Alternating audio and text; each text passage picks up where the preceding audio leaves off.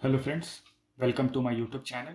This is Rishabh और आज इस वीडियो में हम लोग नेटवर्क थ्योरी के वीडियो लेक्चर्स को स्टार्ट करने वाले हैं। तो नेटवर्क थ्योरी स्टार्ट करने से पहले इसमें हम लोग कुछ बेसिक टर्मिनोलॉजीज़ को डील करेंगे। तो आज इस वीडियो में हम लोग सिर्फ नेटवर्क थ्योरी के बेसिक कंसेप्ट को ही डील करेंगे। तो आइए चलिए स्टार्ट करते हैं।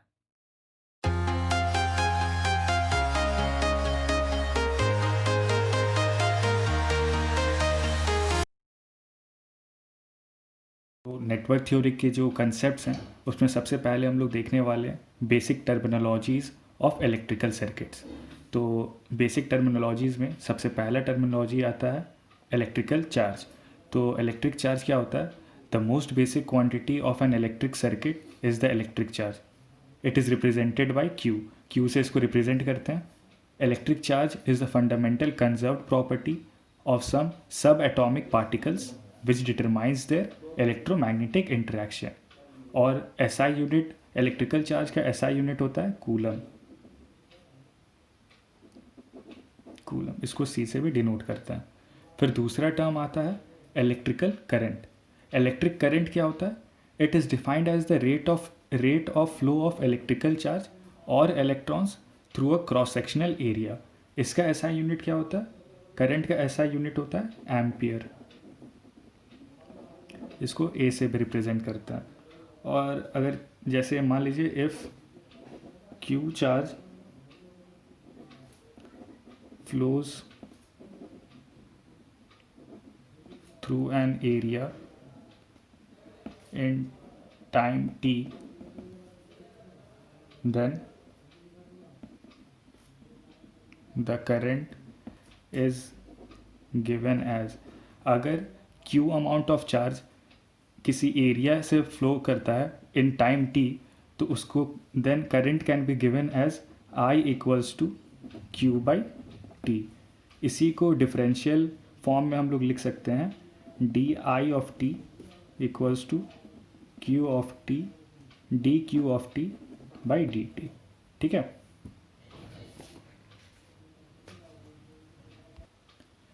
फिर थर्ड टर्म होता है इलेक्ट्रिकल पोटेंशियल।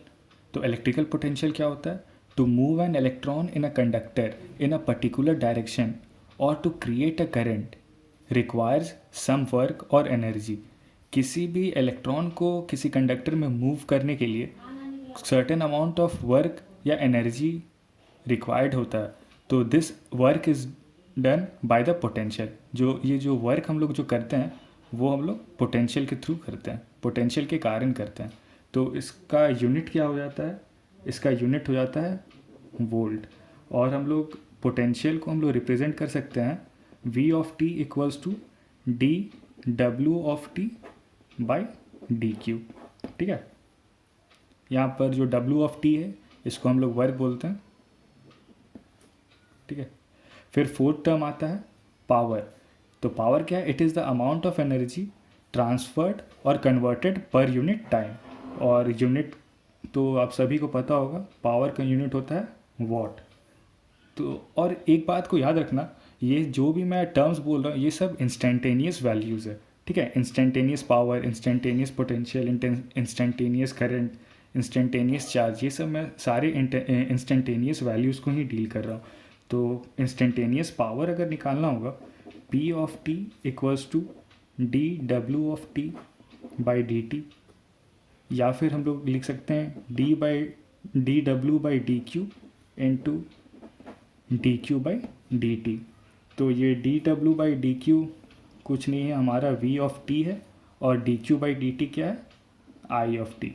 तो हम लोग पावर, इंस्टेंटेनियस पावर निकालने के लिए क्या हो जाता है? P of t equals to V of t into I of t. ठीक है। आप कभी भी कंफ्यूज मत होना, AC सर्किट हो या DC सर्किट हो, इंस्टेंटेनियस पावर हमेशा instantaneous voltage into instantaneous current ही होता है। ठीक है। जब भी इंस्टेंटेनियस वैल्यूज़ का कैलकुलेशन करना रहता है तो कभी भी कंफ्यूज मत करना। इंस्टेंटेनियस पावर हमेशा instantaneous voltage into instantaneous current होता है। ठीक है। फिर इस पावर से ही हम लोग इंस्टेंटेनियस एनर्जी को भी डिराइव कर सकते हैं। Instantaneous energy W of T या फिर ई ऑफ टी से भी डिनोट होता है। इसको कुछ नहीं, पावर का इंटीग्रेशन T1 से T2 में डी टी, ठीक है। E of t equals to integration of p of t d t T1 से T2 लिमिट में, ठीक है।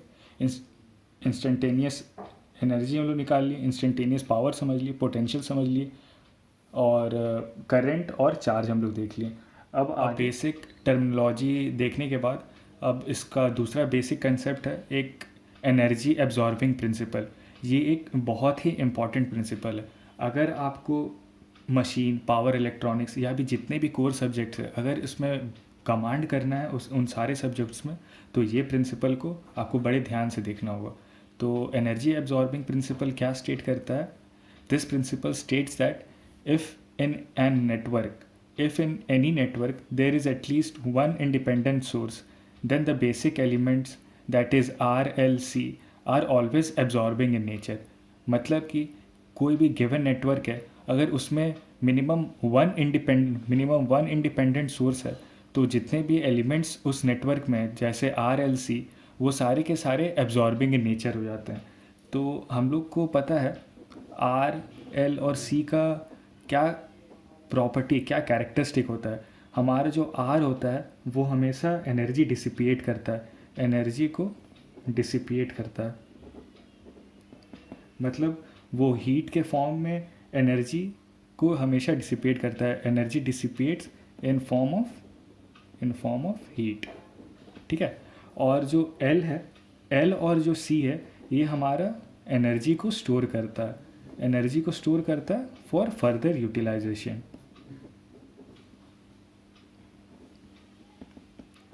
ठीक है।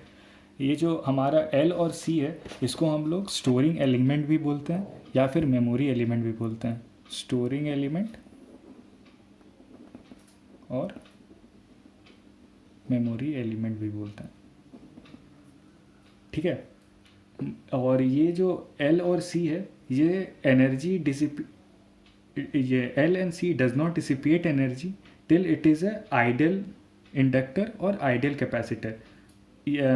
जो हमारा एल और सी है, एनर्जी डिसिपिएट तब तक नहीं करेगा जब तक ये हमारा आइडियल इंडक्टर है और आइडियल कैपेसिटर है।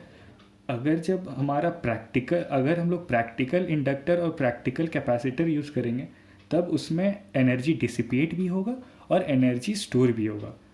तो जो प्रैक्टिकल कैपेसिटर और प्रैक्टिकल इंडक्टर है, वो हम लोग जब ट्रांजिएंट एनालिसिस पढ़ेंगे तब उसमें हम लोग उस चीज़ को डील करेंगे, ठीक है। और इसमें अब एक केस आता है, मान लो इफ़ आर एल सी जो है तीनों के तीनों एब्जॉर्बिंग इन नेचर है, एब्जॉर्बिंग इन नेचर, तब उसमें करंट और वोल्टेज का बिहेवियर हम लोग का कैसा रहेगा वो देखते हैं। जब आर एल सी तीनों के तीनों एब्जॉर्बिंग इन नेचर है, तब उस टाइम जो करंट होगा, करंट हमेशा पॉजिटिव टर्मिनल में एंटर करेगा और नेगेटिव टर्मिनल में लीव करेगा, ठीक है। जब मान लो आर एल सी अगर डिलीवरिंग इन नेचर है, तब उस टाइम अगर डिलीवरिंग इन नेचर है, तब जो करंट है हमारा वो नेगेटिव में एंटर करेगा, नेगेटिव पोटेंशियल पे, और पॉजिटिव पोटेंशियल पे लीव करेगा, ठीक है। मान लो एक एलिमेंट है हमारे पास आर, ठीक है, और उसमें पोटेंशियल दिया हुआ है पॉजिटिव प्लस, ऐसे करके पोटेंशियल दिया हुआ है। तो अगर इसको हम लोग को एब्जॉर्बिंग इन नेचर दिखाना है, तो मैंने क्या बोला, करंट हमेशा पॉजिटिव से एंटर करेगा, नेगेटिव से लीव करेगा। तो करंट का डायरेक्शन क्या होगा, पॉजिटिव से एंटर करेगा, current I of T positive से एंटर कर रहा है, नेगेटिव से लीव कर रहा है। तो ये जो हमारा रेफरेंस करंट है, इसको हम लोग रेफरेंस करंट बोलेंगे। जो रेफरेंस करंट है वो पॉजिटिव से एंटर कर रहा है, नेगेटिव से लीव कर रहा है। तो यहाँ पर हम लोग को पी एब्जॉर्बिंग निकलेगा। मान लो एक एलिमेंट एस एलिमेंट है, ठीक है, उसमें पोलैरिटी ऐसा दिया पॉजिटिव नेगेटिव, और उसको डिलीवरिंग इन नेचर दिखाना है। तो डिलीवरिंग इन नेचर का क्या मैंने बताया, करंट हमेशा नेगेटिव से एंटर करेगा, पॉजिटिव पे लीव करेगा। तो नेगेटिव से एंटर कर रहा है, पॉजिटिव पे लीव कर रहा है। तो ये जो रेफरेंस करंट हमारा होगा आई ऑफ टी, वो पॉजिटिव से लीव करेगा। तो यहाँ हमारा क्या मिल जाएगा, पी डिलीवरिंग। ठीक है, ये कंसेप्ट समझ में आया। तो हम लोग को एनर्जी एब्जॉर्बिंग प्रिंसिपल में बेसिकली 2 पॉइंट को हमेशा ध्यान में रखना है। पहला पॉइंट है कि in every network almost in 99% case every element only absorbs energy.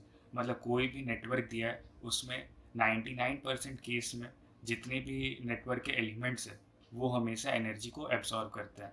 दूसरा point, if we have to represent any network then always remember to represent the elements in absorbing nature। अगर कोई भी एक नेटवर्क दिया है उसमें कुछ भी नहीं दिया, मतलब करंट का डायरेक्शन नहीं दिया है, पोलैरिटी नहीं दिया है, तो उसमें हम क्या करेंगे, हमेशा एब्जॉर्बिंग नेचर के रिस्पेक्ट में ही एलिमेंट्स को रिप्रेजेंट करेंगे। जैसे कोई एग्जांपल देख लो आप, मान लो एक एग्जांपल है, ये एलिमेंट, मान लो एक ए एलिमेंट है, ये इधर एक बी एलिमेंट है, मान लो एक यहाँ पर एक सी एलिमेंट अपने मान लिया और इसके अक्रॉस एक्साइटेशन दिया हुआ है। ठीक है, कुछ भी नहीं दिया है और बोल रहा है इसमें रिप्रेजेंट, हम लोग को इसमें रिप्रेजेंट करना है करंट का डायरेक्शन या पोलैरिटी रिप्रेजेंट करना। तो इसको रिप्रेजेंट करने के लिए इस नेटवर्क को दो तरीका है, हम लोग दो तरीका से रिप्रेजेंट कर सकते हैं। पहला है कि हम लोग अज्यूम कर लेंगे करंट के डायरेक्शन ऑफ करंट को अज्यूम कर लेंगे, अज्यूम करंट डायरेक्शन। या फिर दूसरा है कि हम लोग पोलैरिटी अज्यूम कर लेंगे, पोलैरिटी को अज्यूम कर लेंगे। तो पहला जैसे मान लो मैं यहाँ पर मान लो आई ऑफ टी एक रेफरेंस करंट इस ए के अक्रॉस फ्लो कर रहा है, तो मान लो मैंने एक करंट का डायरेक्शन मान लिया, आई ऑफ टी इधर से फ्लो कर रहा है। तो मैंने आपको एब्जॉर्बिंग नेचर के बारे में क्या बोला था, करंट हमेशा पॉजिटिव से एंटर करता है और नेगेटिव से लीव करता है। तो मान लो करंट ए एलिमेंट में करंट इधर से फ्लो कर रहा है, तो पॉजिटिव से एंटर कर रहा है, नेगेटिव से लीव कर रहा है। एब्जॉर्बिंग नेचर पॉजिटिव से एंटर कर रहा है, नेगेटिव से लीव कर रहा है। ठीक है, एक ये तरीका हो गया। अगर मान लो हम लोग पोलैरिटी अज्यूम कर लेते, तो पोलैरिटी मान लो अपन इधर से अज्यूम कर लें पॉजिटिव नेगेटिव बी के अक्रॉस, तो इसमें करंट का डायरेक्शन क्या हो जाएगा, पॉजिटिव से एंटर करता है एब्जॉर्बिंग में, नेगेटिव से लीव करता है, तो करंट का डायरेक्शन ये हो जाएगा। ठीक है, मान लो इसी तरह इसमें मान लो अपन इधर से कर रहे हैं, इधर आई ऑफ टी इधर से मान लिए, तो इसका पोलैरिटी क्या हो जाएगा, प्लस से एंटर करेगा, नेगेटिव से लीव करेगा। ठीक है, ये सिंपल सा एक रिप्रेजेंटेशन है। क्या अगर कुछ भी नहीं दिया होगा तो कैसे हम लोग रिप्रेजेंट करेंगे।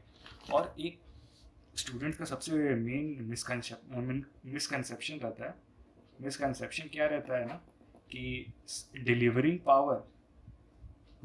पावर को हमेशा हम लोग पॉजिटिव सोचते हैं, डिलीवरिंग पावर पॉजिटिव होता है, और एब्जॉर्बिंग पावर को अपन हमेशा नेगेटिव सोचते हैं। पर ये जो मिसकंसेप्शन है बिल्कुल गलत है। कोई भी पावर एब्जॉर्बिंग हो या delivering can be positive as well as negative, क्योंकि पॉजिटिव और जो नेगेटिव है वो सिर्फ करंट के डायरेक्शन ऑफ फ्लो को इंडिकेट करता है। ये कोई अमाउंट के बारे में नहीं बताता। अमाउंट क्या है, amount is just magnitude.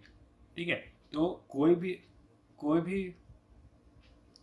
Power जो है वो पॉजिटिव भी हो सकता है, नेगेटिव भी हो सकता है। ठीक है, फिर अब इसमें एक और पॉइंट एनर्जी एब्जॉर्बिंग प्रिंसिपल में हम लोग देखेंगे, वो है आपका total power of a circuit is equals to 0। ठीक है, इसका मतलब क्या हो गया, टोटल पावर डिलीवर्ड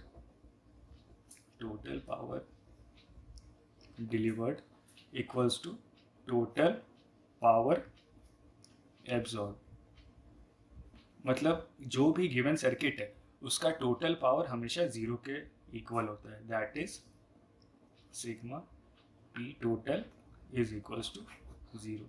तो एनर्जी एब्जॉर्बिंग प्रिंसिपल में इतने ही पॉइंट्स हैं जो इम्पॉर्टेंट है। आई होप आप सबको ये सारे पॉइंट्स क्लियर हो गए होंगे। तो अब नेक्स्ट बेसिक की तरफ हम लोग देखते हैं। अब हम देखते हैं कंडीशन ऑफ करंट फ्लो। किसी भी सर्किट में करंट फ्लो करने के क्या कंडीशन होते हैं। तो पहला कंडीशन है द सर्किट और the network must have potential difference, it must have a closed path, minimum कोई भी सर्किट में एक क्लोज्ड पाथ होना चाहिए, किसी भी नेटवर्क में मिनिमम एक क्लोज्ड पाथ होना चाहिए। थर्ड पॉइंट है it must have the return path. जब ये तीनों के तीनों कंडीशंस एक साथ सेटिस्फाई करेंगे तभी करंट फ्लो करेगा उस सर्किट में, नहीं तो हम लोग सर्किट को डेड सर्किट बोलेंगे, ठीक है, नहीं तो हम लोग सर्किट को डेड सर्किट बोलेंगे। ये तीनों के तीनों मस्ट कंडीशन है, ये तीनों के तीनों कंडीशंस एक साथ सेटिस्फाई करने चाहिए, नहीं तो हमारा सर्किट डेड सर्किट कहलाएगा, ठीक है। अब देखते हैं टाइप्स ऑफ सर्किट एलिमेंट्स।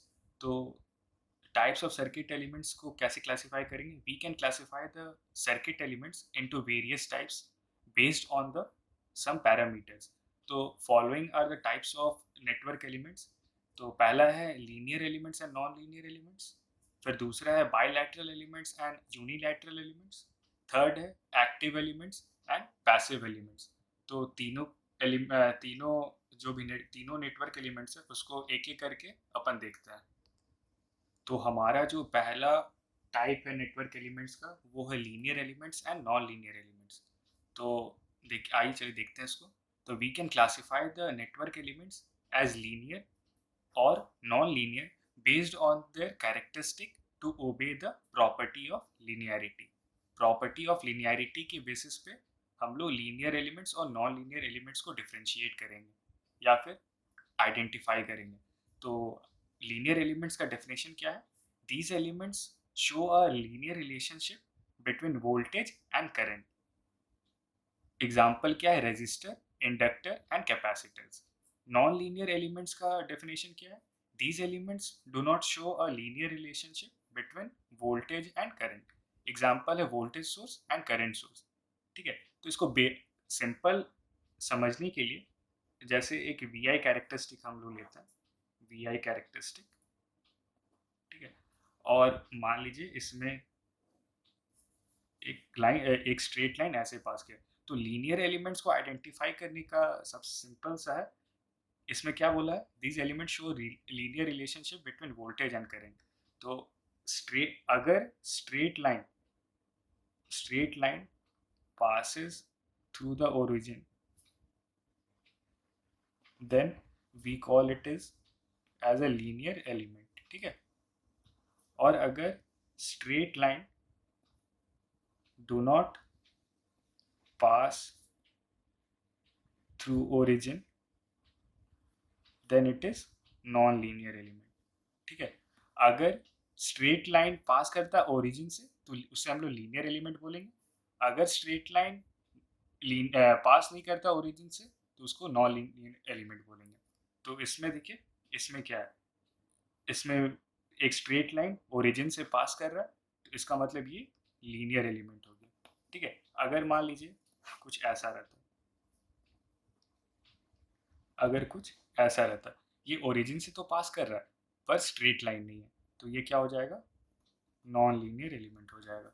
अगर मान लीजिए कुछ ऐसा होता, वी आई अगर कुछ ऐसा होता तो ये ओरिजिन से नहीं पास कर रहा है पर स्ट्रेट लाइन है पर ओरिजिन से नहीं पास कर रहा है, तो ये क्या हो गया?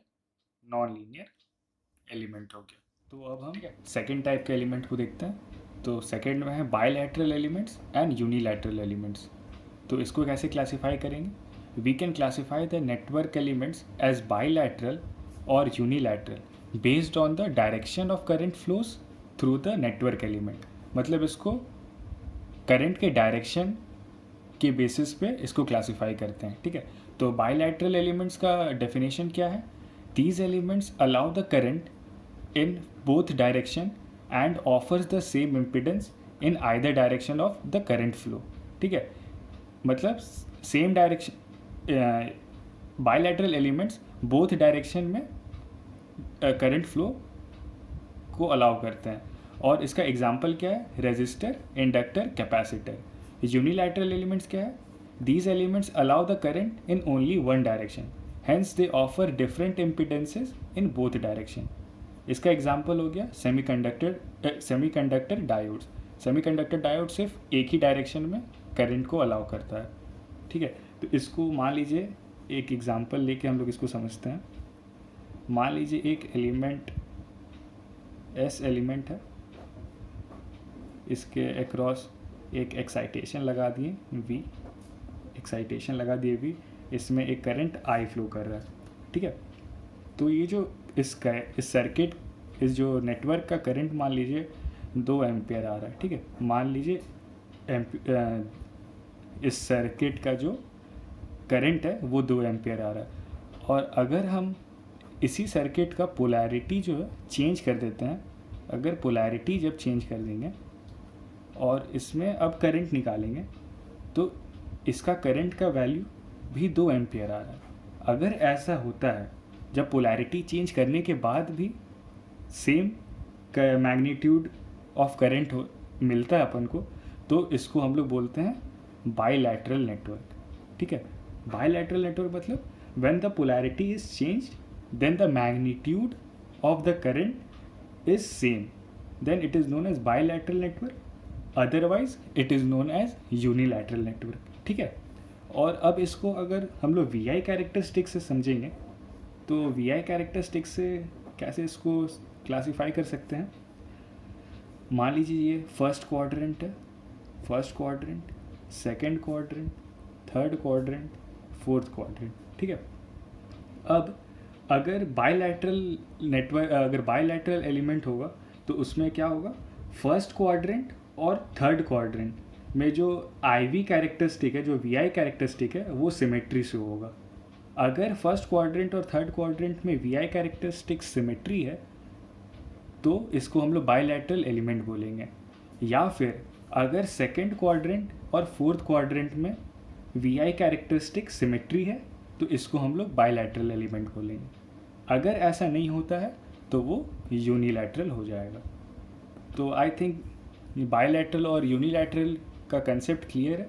अगर polarity, when the polarity is change and if the magnitude of the current remains same then it is known as bilateral element, otherwise it is known as unilateral element। और अगर वी आई कैरेक्टरिस्टिक से deal करेंगे तो first quadrant और third quadrant में अगर we I characteristic symmetry है या फिर सेकेंड क्वाड्रेंट और फोर्थ क्वाड्रेंट में वी आई कैरेक्टरिस्टिक सिमेट्री है तो उसको बाइलैटरल एलिमेंट बोलेंगे, नहीं तो उसको यूनिलैटरल एलिमेंट बोलेंगे। आई थिंक ये बाइलैटरल एलिमेंट और यूनिलैटरल एलिमेंट्स आपको क्लियर है। तो अब हम लोग चलिए थर्ड टाइप है उसको देखते हैं। तो अब हम लोग देखते हैं थर्ड टाइप के एलिमेंट्स को। तो थर्ड टाइप में है active element and passive element. तो active element and passive element को हम लोग कैसे क्लासीफाई कर सकते हैं? We can classify the network elements into either active और passive based on the ability of delivering power. इसको डिलीवरिंग पावर के एबिलिटी पे हम लोग क्लासीफाई कर सकते हैं। तो एक्टिव एलिमेंट का डेफिनेशन क्या बोलता है? It delivers power to the other elements which are present in an electric circuit. Active elements have the capability of both delivering and absorbing.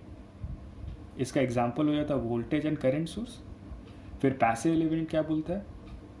It can deliver power to other elements, they can absorb power, that is it either dissipate power in the form of heat or stores energy in the form of either magnetic field or electric field। example resistor, inductor and capacitor।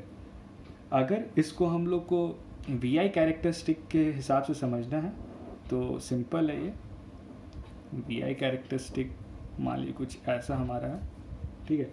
अगर इसमें हम लोग को बताना है ये active element है या फिर पैसिव एलिमेंट, तो इसका एक सिंपल सा लॉजिक है।